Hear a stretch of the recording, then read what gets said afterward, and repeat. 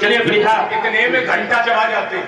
लक्ष्मण कुमार की सभी बातों को सुन करके तो लक्ष्मण कुमार ने कहा कि प्रश्न इत्यादि, और सामने जो बैठे वो भी प्रश्न कहते हैं। देखिए प्रश्न किया कब जाता है? प्रश्न करने के दो प्रकार होते हैं। एक होता है जिज्ञासात्मक, जो जिज्ञासु होता है तो वो जानने की इच्छा से करेगा, और दूसरा होता है परीक्षात्मक, कि वो परीक्षा लेने के उद्देश्य से वो करता है।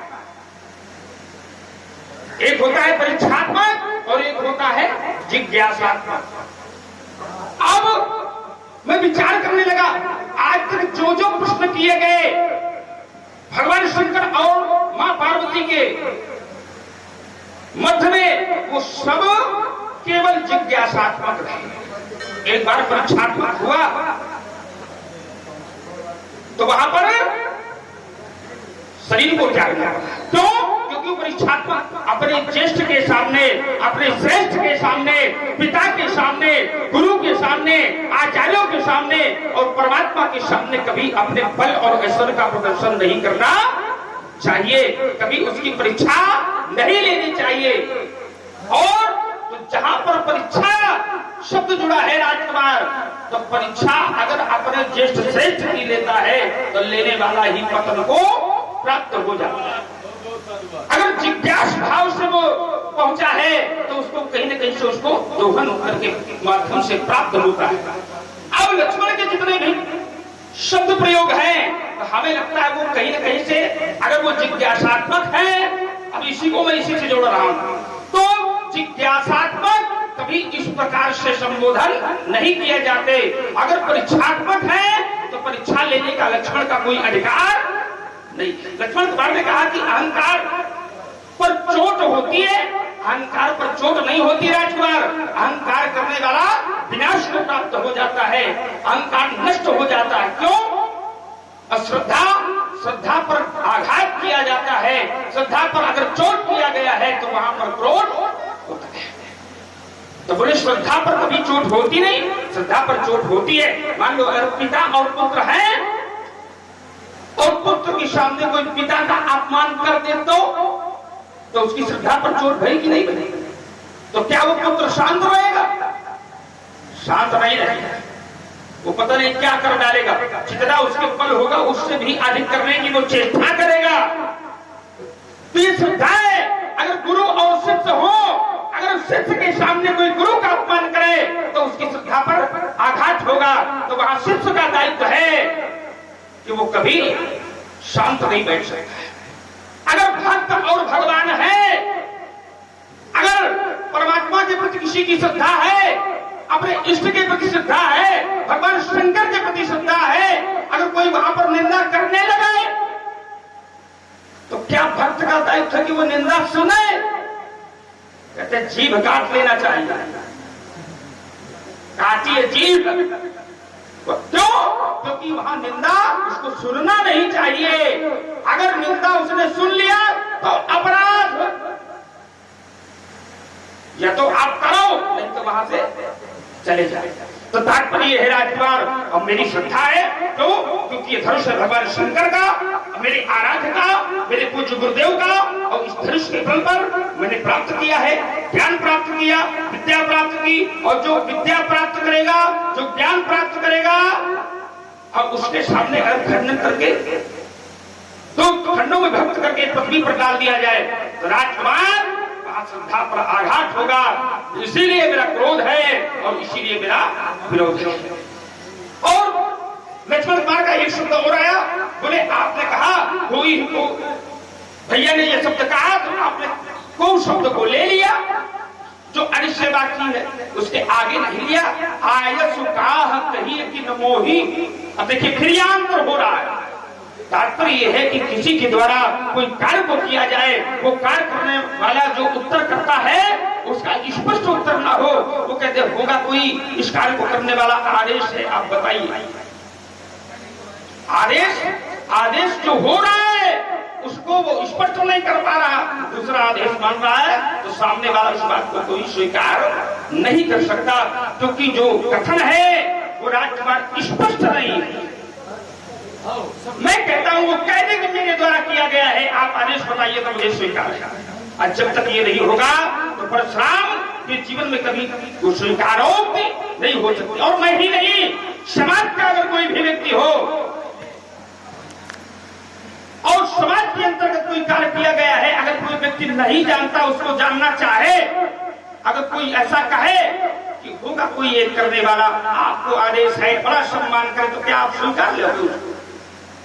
वो आवश्यक नहीं है राजकुमार, क्योंकि जो अनिश्चय शब्द है उसको जब तक निश्चित में नहीं समाहित किया जाएगा तब तक वो स्पष्ट नहीं होगा, तब तक वो उसकी स्वीकारोक्ति नहीं होगी। और वही यहाँ पर मेरा कार्य है। फिर मैं कहता हूँ, अगर वो कह देता, कैसे कहता है जी, एक बार ऐसा हुआ, यही चाहिए। और किसी भक्त के द्वारा उस परमात्मा के सामने पहुंचा और कहने लगा कि नाथ न सको जब, नाथ न सको जब यसु देता। आप मुझे किसी प्रकार का कोई आदेश देने में संकोच मत करिए। क्यों? क्योंकि मैं सेवक परिवार समेता। तो वहां पर राजकुमार स्पष्ट हो जाता है कि सामने वाला जो कह रहा है वो केवल अपने लिए ही दर्शा रहा है, वो अपना ही समर्पण दिखा रहा है, अपना ही धरातल बता रहा है। और जो तुम्हारे द्वारा बताया गया शब्द है उस पर धरातल स्पष्ट नहीं होता, इसलिए उसकी स्वीकारोक्ति नहीं होगी। तो देख भूषण और करो इत्यादि के कई दर्शन दिए, लेकिन उनकी भी किसी दर्शनों पर न तो कोई उत्तर करना चाहता, न मुझे कोई स्पष्टता दिखाई देती। तो क्योंकि अगर वहां स्पष्टता होती और जो यहाँ पर कार्य किया गया है तो भी मैं स्वीकार लिया।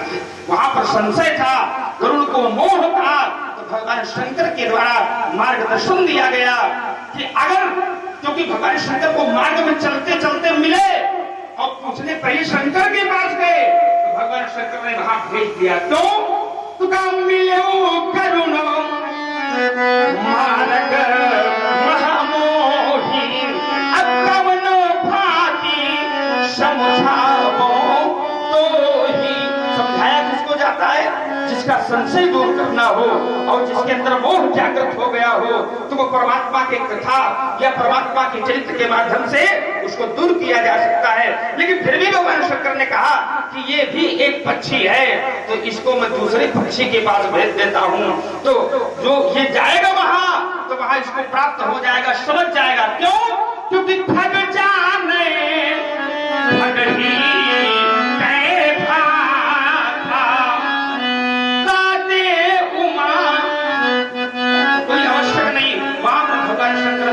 शांत हो गए। तो राजकुमार जो मेरा उत्तर है वो स्पष्ट नहीं। अच्छा, जब तक स्पष्ट नहीं होगा तो मैं उसे स्वीकार नहीं करूंगा। और तुम कहते हो अहंकार का पतन होता है, वो अहंकार नष्ट होता है, उसका खंडन होता है। मैं कहता हूं अहंकार पतन हो जाता है, समाप्त हो जाता है, लेकिन श्रद्धा पर भी। बहुत अच्छी बात आपने कही है कि अहंकार नष्ट हो जाता है, उसका खंडन हो जाता है। और वही धनुष टूटा तो काया लग जा रहे। और ये धनुष क्या है? आपकी बात बातें बहुत कर दी जाए, उसमें नई बात में निकल गया मैं तो सब बेकार है। आपने कहा अहंकार का खंडन हो जाता है, अहंकार नष्ट हो जाता है, बिल्कुल सही बात बनी थी। और वही यहाँ तो हुआ है, इसका धनुष सही है। तो राजा जनक की बंदी कर रहे थे, क्या कह रहे थे? कहा सोई पुरानी को ये दंड कठोरा। किसका है? ये पुरानी का है, शंकर का है। और शंकर का है कि प्रतीक है? शंकर का है कि प्रतीक है? अहंकार शिव बुद्धि अज, अहंकार के प्रतीक भगवान शंकर, उनका कोदंड है। अगर टूट गया तो तुम्हें क्या परेशानी? अहंकार नष्ट हो गया, समाप्त हो गया। अब बात आई प्रश्न की। देखो हम तो जानते हैं और इसको और सरल करे दे रहे हैं। प्रश्न आपने ये शब्द दिया था, परशुराम जी ने हमसे कहा था कि मेरे प्रश्न का उत्तर हमें नहीं मिला। तो मैंने कहा कि आपके प्रश्न करने का जो मार्ग है, जो तरीका है, वो गलत है। प्रश्न करने का मार्ग बदलिए, तरीका बदलिए।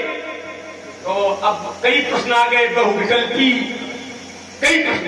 देखो महाराज, हमारे सनातन धर्म के अंतर्गत 4 वेद, 6 शास्त्र, 18 पुराण और 121 उपनिषद बने, और एक उपनिषद का नाम ही प्रश्नोपनिषद है। एक उपनिषद का नाम ही प्रश्नोपनिषद है। वेदों को सरलीकरण किया गया, तो उसका वेदों का जब सरलीकरण किया गया तो शास्त्र बन गए। शास्त्रों को जब सरलीकरण किया गया तो पुराण बन गए, और जब पुराणों का सरलीकरण किया गया तो उपनिषद बन गए। और उपनिषद 121 उपनिषद के अंतर्गत एक उपनिषद का नाम ही प्रश्नोपनिषद है। पर उसको कहने का, उसको समझने का, उसको पढ़ने का क्या तरीका है, ये ब्रह्मवाणी जो पढ़ता है वही जानता है। और आइए, आपने बातें तो कई एक रखी। हाँ बताइए। आपने कहा हमारे पिता पर कोई प्रहार करे, कोई अपमान करे तो हमारी श्रद्धा पर चोट होगी। भैया अभी तो टाइम लगेगा ना, 10:30 के पहले नहीं खत्म हो पाएगी। बहुत ध्यान से समझो पंडित जी, और बहुत मजबूती के साथ कहना होगा। हाँ, अभी तो संवाद ही चल रहा है। हल्के से न इसको लेना जी। पिता के अपमान का अगर बदला लेने की अंदर इच्छा जागृत हो रही है कर लीजिए। तो ये श्रद्धा का काम नहीं है। क्यों? क्योंकि श्रद्धा कभी लड़वाती नहीं है, श्रद्धा सदैव बुझवाती है। याद करिए, पिता का बदला पुत्र कब लेता है? क्योंकि पिता को पुत्र मोह होता है और पुत्र को पिता मोह होता है। प्रमाण हमसे लीजिए। आहुति और मोह क्या है? तो कहा मोह सकले व्याधिने करे मूला। मोह सकल व्याधियों का जड़ है, और जब लड़ाई शुरू होगी तो उसमें आसक्ति होगी, मोह होगा, ममता होगी, पर श्रद्धा नहीं होगी। जैसे मैं आपको एक प्रमाण दूंगा।